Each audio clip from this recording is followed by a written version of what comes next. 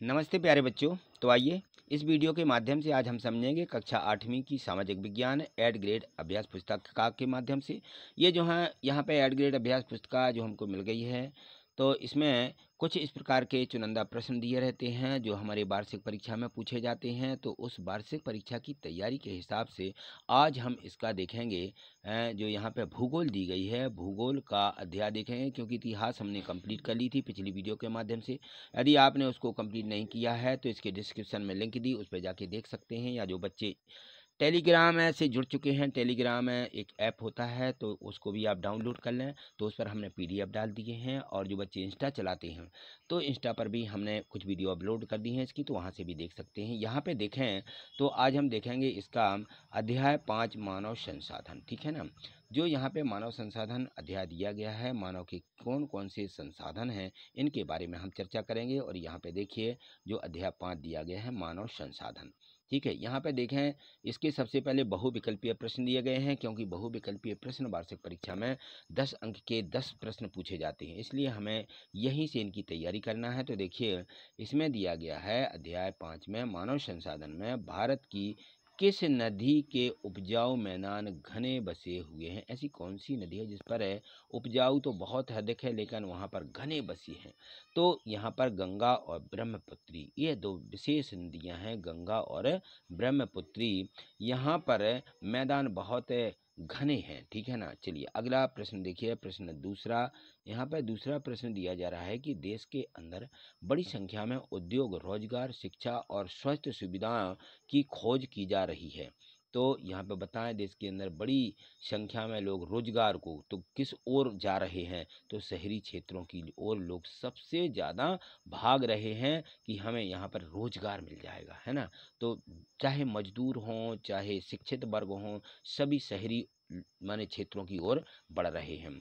यहाँ पे देखें प्रश्न तीसरा दिया गया है कि जनसंख्या पिरामिड हमारी जानने की सहायता नहीं करता है। तो देखिए जो है यहाँ पे जो जनसंख्या पिरामिड है, जनसंख्या पिरामिड हमारा नहीं जान रहा है कि किस प्रकार से हमारी जनसंख्या बढ़ रही है, उस प्रकार से रोजगार मिलना चाहिए। तो रोजगार योग्य कौशल की योग्यता को नहीं समझ रहे हैं, जो है बेरोजगारी दिनों दिन बढ़ती जा रही है। इसलिए यहाँ पे देखिए प्रश्न चौथा दिया गया है कि लोग सदैव पर्वतों और पठारों की तुलना में मैदानी भागों में रहना पसंद करते हैं। लोग जो है अब ज़्यादातर पहाड़ी इलाकों में लोग बहुत कम रहना पसंद करते हैं, पठार जो हैं वहाँ पर जा रहे हैं। तो यहाँ देखें तो यह है क्षेत्र में खेती और विनिर्माण के लिए ये जगह जो होती है उपयुक्त होती है, इसमें फर्स्ट में दिया गया है। तो इसलिए यहाँ पर लोग सबसे ज़्यादा जाना पसंद करते हैं, रहना पसंद कर रहे हैं।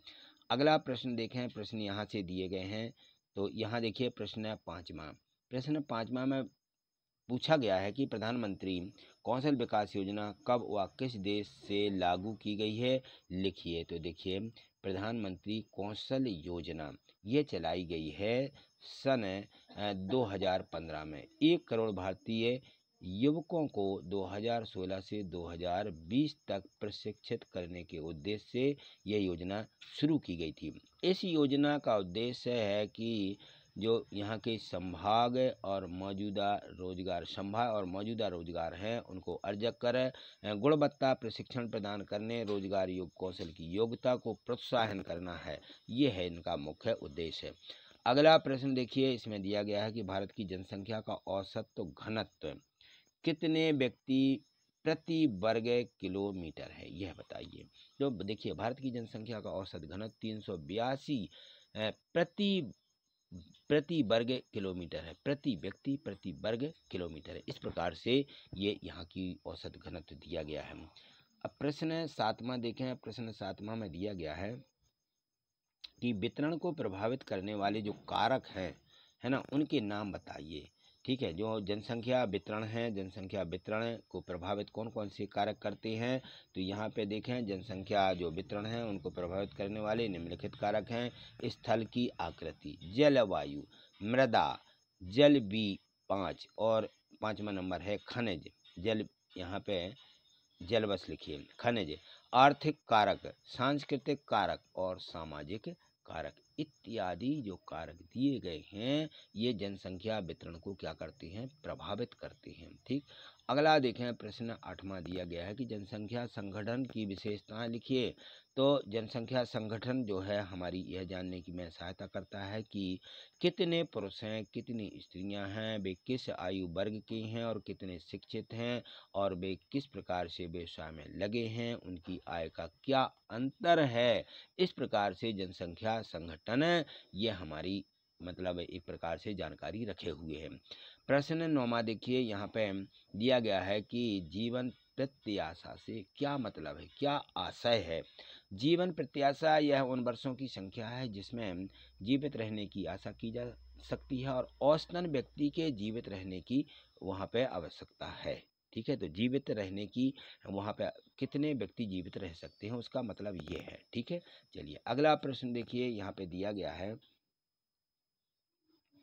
प्रश्न 10। इसमें है कि विश्व की कुल जनसंख्या में से किस महाद्वीप में सर्वाधिक लोग निवास करते हैं। लिखिए, विश्व की जनसंख्या में सबसे अधिक लोग एशिया महाद्वीप में सबसे अधिक लोग निवास करते हैं। जिस पे हम रह रहे हैं यह हमारा एशिया महाद्वीप ही है। ठीक है ना, जिस पे हम रह रहे हैं इसमें सबसे ज़्यादा विश्व की सबसे ज़्यादा जनसंख्या रह रही है।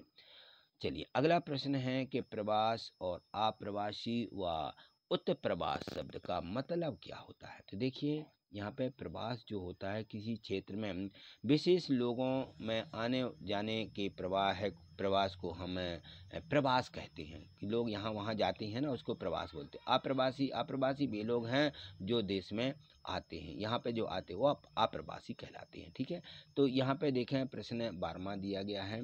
प्रश्न 12वें में है कि यहाँ पे बताइए आर्थिक रूप से जनसंख्या वितरण को प्रभावित कौन करता है। तो सबसे ज़्यादा यहाँ देखिए प्रश्न 10 दिया गया है, विश्व की कुल जनसंख्या में से महाद्वीप में सर्वाधिक लोग निवास करते हैं, उसको लिखिए। विश्व की कुल जनसंख्या में से किस महाद्वीप पर, तो विश्व की जो कुल जनसंख्या उसमें से एशिया महाद्वीप में सर्वाधिक लोग निवास करते हैं। ये एशिया महाद्वीप जिस पर हम रह रहे हैं ये हमारा एशिया महाद्वीप है। इसी महाद्वीप पर सबसे अधिक लोग रह रहे हैं, बाकी महाद्वीपों पे हमारी तुलना में बहुत कम।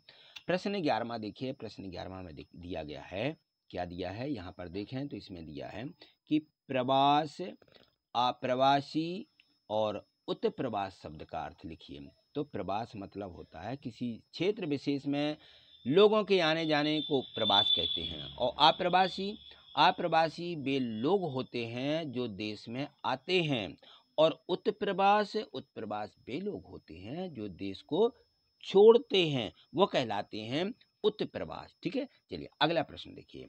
अगले प्रश्न में दिया गया है कि आर्थिक कारक किस प्रकार जनसंख्या वितरण को प्रभावित करते हैं। आर्थिक कारक तो आप जानते होंगे, आर्थिक जो हमारी स्थिति बिगाड़ रहे हैं। तो आर्थिक कारक हैं औद्योगिक क्षेत्र में रोजगार के अवसर प्रदान करते हैं। कौन से आर्थिक कारक, और लोग बड़ी संख्या में इन क्षेत्रों को की ओर आकर्षित हो रहे हैं। जापान में ओसाका है और भारत में मुंबई, 2 बसे बड़े क्षेत्र हैं। ठीक है, तो इस प्रकार से ये जो हैं आर्थिक कारक यहाँ पर इनके वितरण को प्रभावित करते हैं। और प्रश्न 13वां देखिए, लास्ट प्रश्न दिया गया है कि किस प्रकार के युवक किसी राष्ट्र का भविष्य होते हैं। तो देखिए, जो यहाँ की कहीं के भी हों जो युवा होते हैं वो कुशल, उत्साही, आशावादी और सकारात्मक दृष्टि जैसे युवा जन किसी राष्ट्र के भविष्य होते हैं। कोई भी जन का राष्ट्र हो, कोई भी जनता का राष्ट्र हो, उसमें ये युवा जो होते हैं विशेष उस देश का भविष्य माने जाते हैं। ठीक है, तो आज इतना ही, मिलते हैं अगली वीडियो के माध्यम से।